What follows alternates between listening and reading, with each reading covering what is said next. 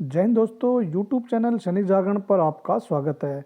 दोस्तों, जैसा आप सब्जेक्ट में देख रहे हैं कि रेगुलर सैनिक निराश, अग्निवीरों के लिए वेलफेयर की सौगात, अग्निवीरों को क्या कुछ मिलेगा, accommodation, medical facility, travel, dress allowance. दोस्तों, जो अभी अग्निपथ स्कीम के तहत जो इंडियन आर्मी में 4 साल के लिए सोल्जर्स एनरोल हो रहे हैं, उनके लिए डिपार्टमेंट ऑफ मिलिट्री अफेयर्स ने तीनों सेनाओं को लेटर जारी किया है। ये 9 दिसंबर का ये लेटर है। उसमें जो अग्निवीर होंगे, जो एनरोल होने के बाद सर्विस के दौरान उनको क्या क्या एंटाइटल मिलेंगे और उनको क्या क्या फैसिलिटी मिलेंगी, उसके लिए ये पूरे जानकारी इस लेटर में दिया है। सबसे पहले बात करते हैं ट्रैवल एंटाइटलमेंट।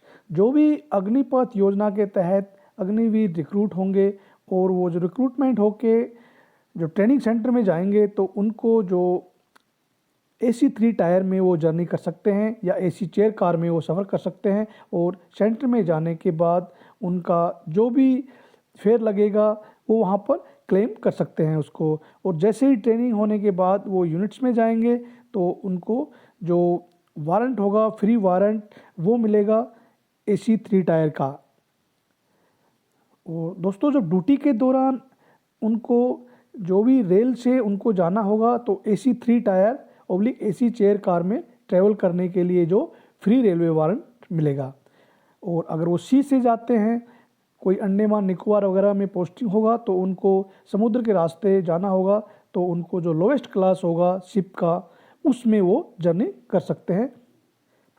और जो रोड से अगर कोई जर्नी करेगा जहाँ पर ट्रेन की सुविधा नहीं होगी, तो जो एक्चुअल बस फेयर है उसका चार्ज उसको वो क्लेम कर सकता है, या फिर 12 रुपये पर किलोमीटर के हिसाब से उनको पैसा मिलेगा।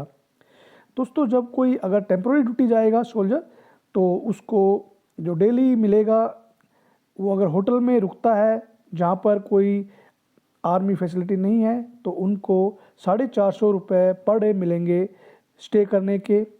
और उसको अपने ड्यूटी स्टेशन से लेके और जो रेजिडेंस होगा उसका या होटल होगा, उसमें जो ट्रैवल करने के लिए 100 रुपये पर डे मिलेंगे। और उनको जो खाने का मिलेगा 500 रुपये पर डे।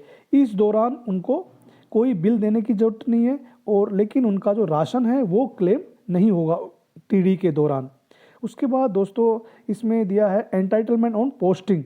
जब उसकी इंडिविजुअल की पोस्टिंग होगी तो उसको 20 से अगर 500 किलोमीटर के बीच का डिस्टेंस है तो उसको 20,000 रुपये अमाउंट मिलेगा जो ट्रांसफर ग्रांट के नाम से।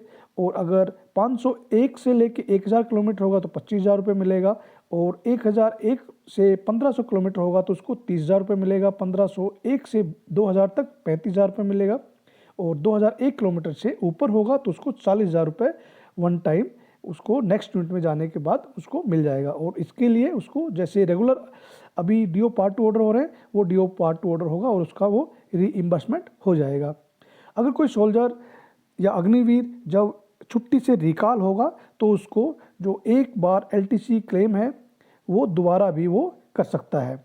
उसके बाद जो अगर कोई इंटरव्यू या मेडिकल एग्जामिनेशन के लिए जाता है तो भी उसको गवर्नमेंट एक्सपेंस पे ही उसको बाई रेल वो AC 3 टायर में वो जर्नी कर सकता है।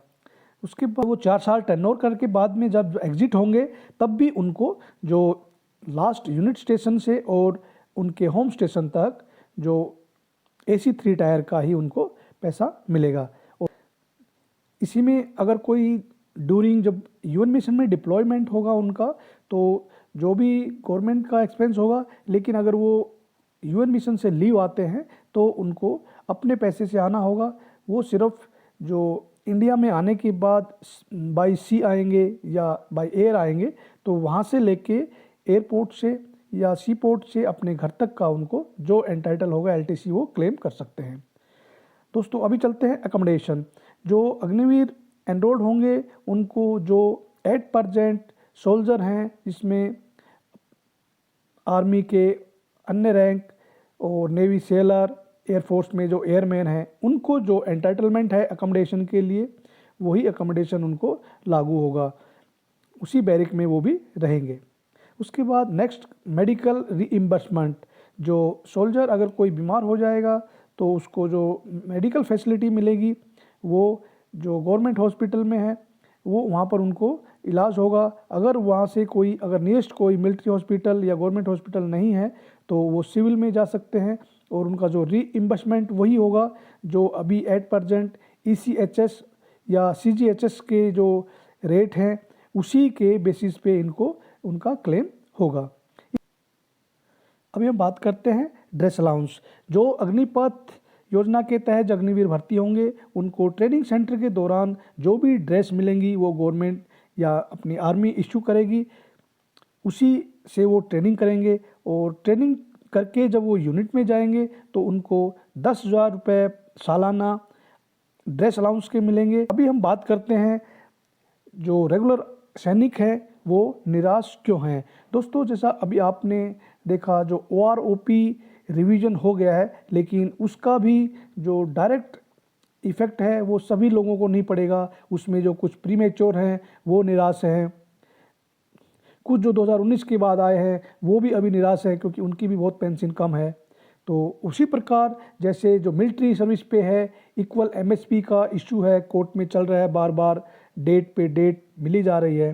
तो और उसके साथ में जो रेगुलर सैनिक हैं उनका प्रीमेच्योर रिटायरमेंट भी बंद है।